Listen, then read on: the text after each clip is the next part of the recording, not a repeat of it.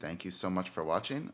This is video 3 in the series on making a classical track in Reason using Spitfire's solo strings.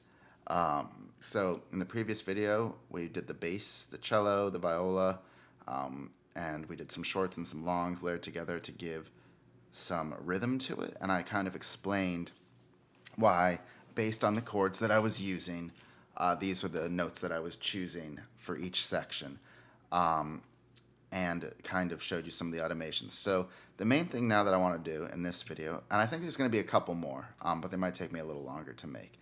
And there's links that are going to pop up right now to the playlist that has all these videos, that has all the previous ones. So just click on that if you want to see the previous ones. But this video, we're going to do the lead instrument, which is going to be a viola, not a violin, a violin.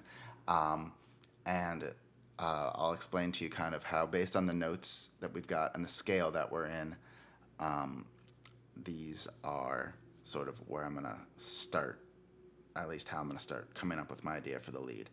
But first, I'm going to play you a bit of the song in case you haven't heard it, or if it's been a while since you've heard it. The 4 parts right now are the same at the beginning. It's D minor, A minor, D minor, A minor, G major 7, C, kind of it grows from there, C sus, C7. So let's play just starting from here.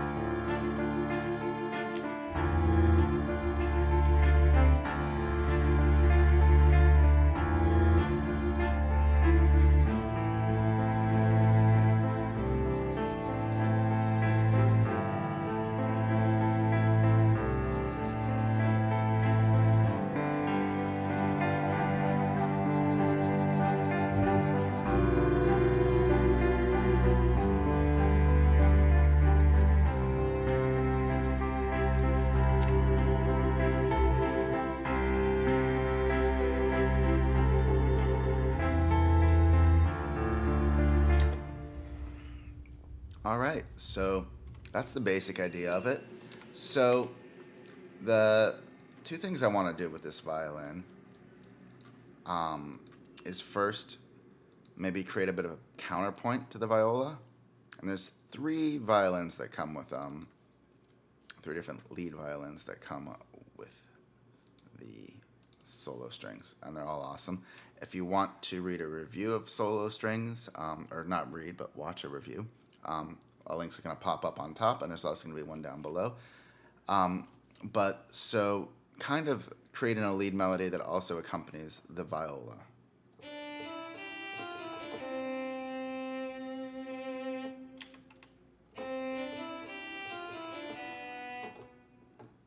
I just get done.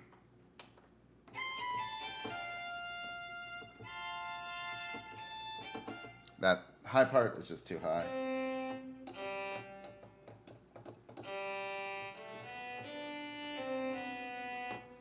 All right, so I don't,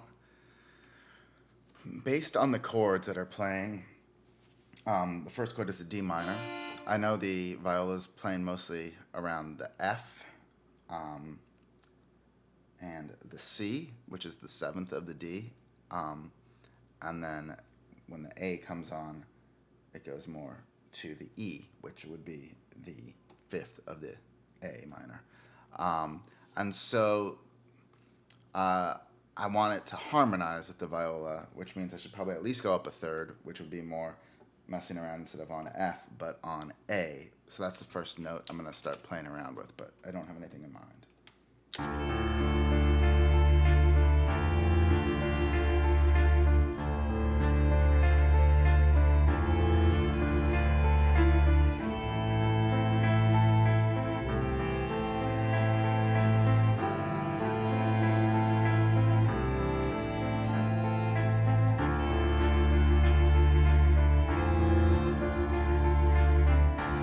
I'm going to actually take out the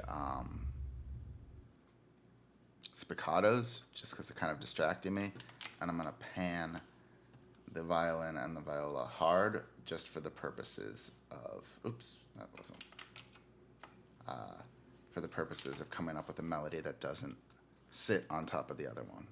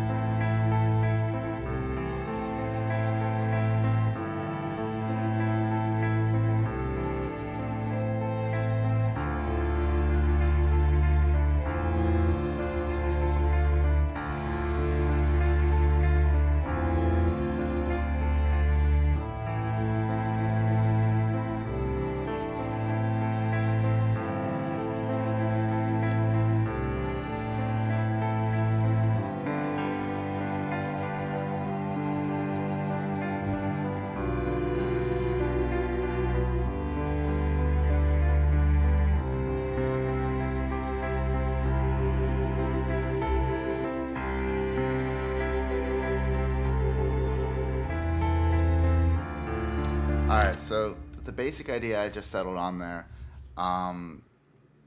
is having right now the viola is playing a little higher up in its range, so I'm going to have the violin play a little lower in its range. I had originally been having it on the second A, but I think if it's coming from below, it works a better texture with what's going on. And so the A is the fifth, but now it's being played below of the D minor, and sort of having it having the violin at times playing different notes from the viola, and at other times having it sort of land at the same spot, and then towards the end go to when the viola is actually a lot less busy, do a busier melody on the violin, something like.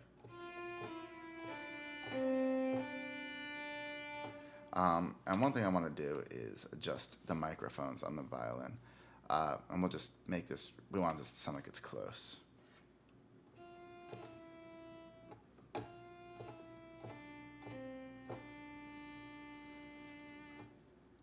we'll put a little bit of this guy in.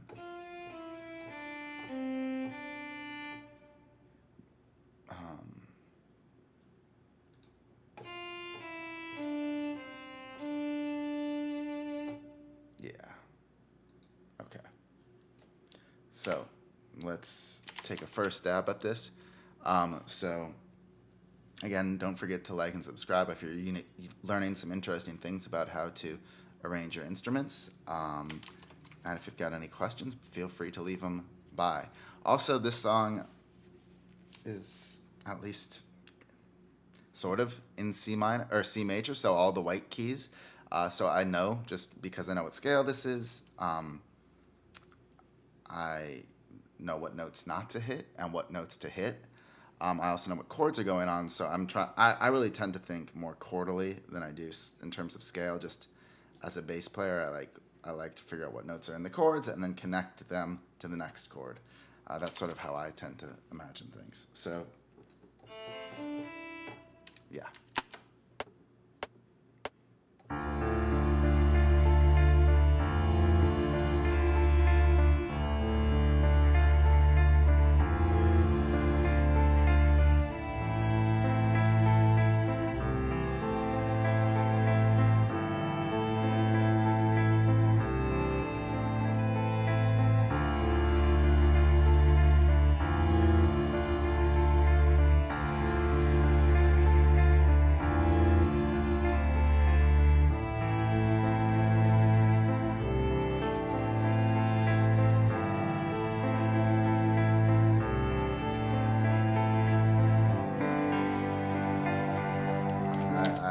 I goofed it up right there, coming into the next part.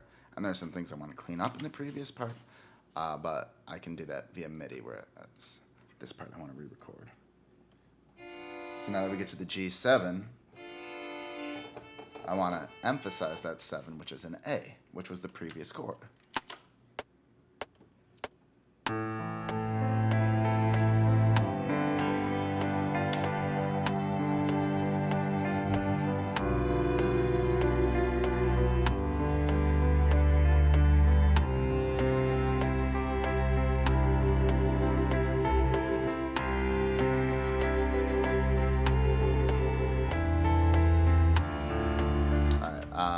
I'm gonna re-record that ending, what I just recorded.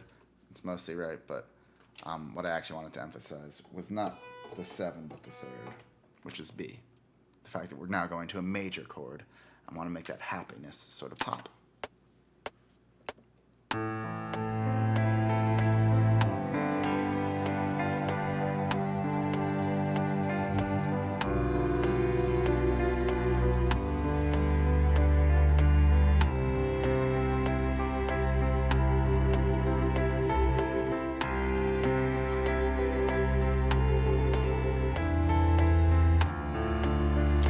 Okay, so now what I would do is actually, and normally what I would do is do this to all of the instruments, but I just kind of want to show you how we go about and clean up one instrument and do this to all of them. So I still need to do the volume automation, which I'm not going to do. I'm just going to make sure the notes are where I want them to be. So I've soloed it.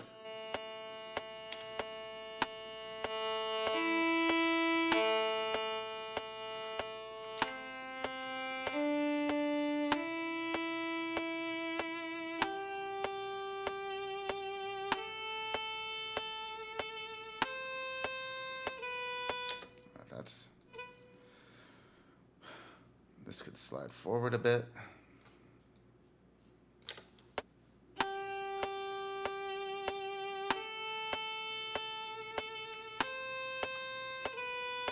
No, still.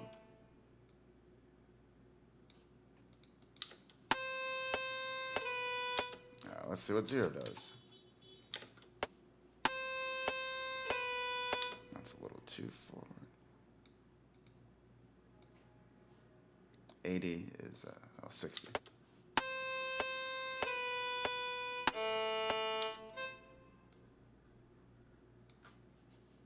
Okay.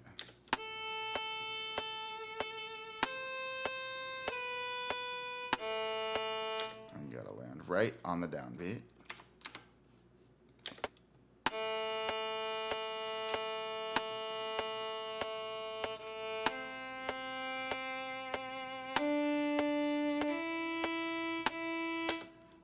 And I don't want these to be the same notes, so this needs to overshoot.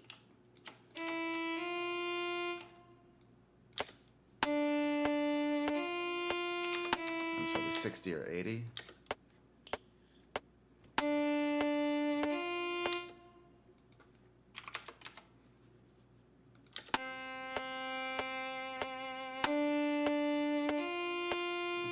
Nope, let's try 40.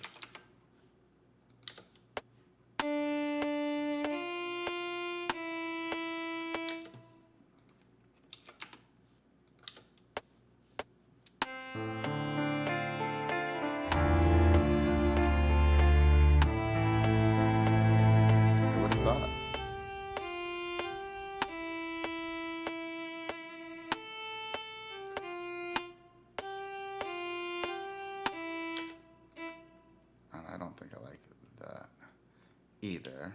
Let's see what.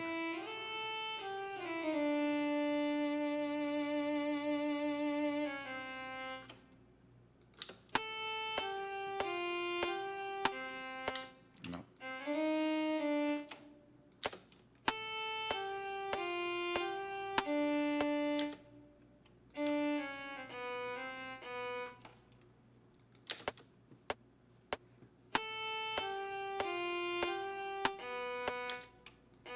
Going back to the E.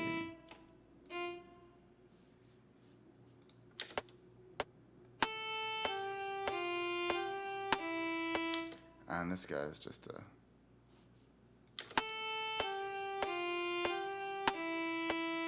push back just a skosh.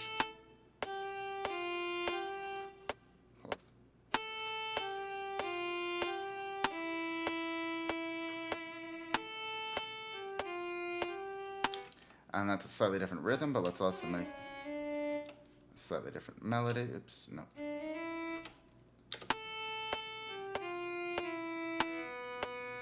And that's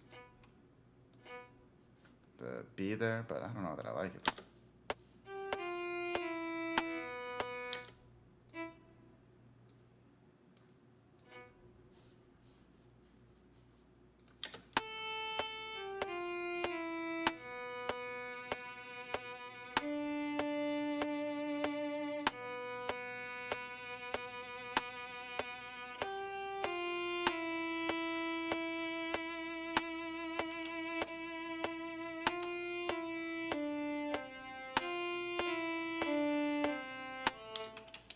so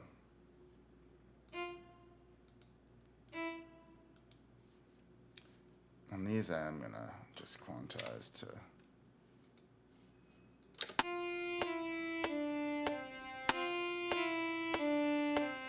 and don't want them to overlap. Unfortunately, Reason doesn't have an easy way to do that. But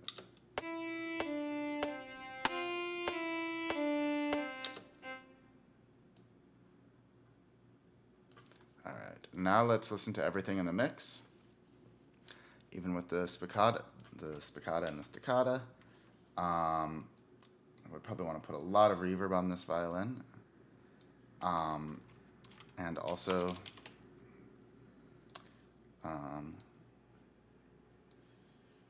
yeah, well, anyway, there's a lot more that needs to be done here. And that's why there will be other videos in this series. But let's take a quick listen to what we've got.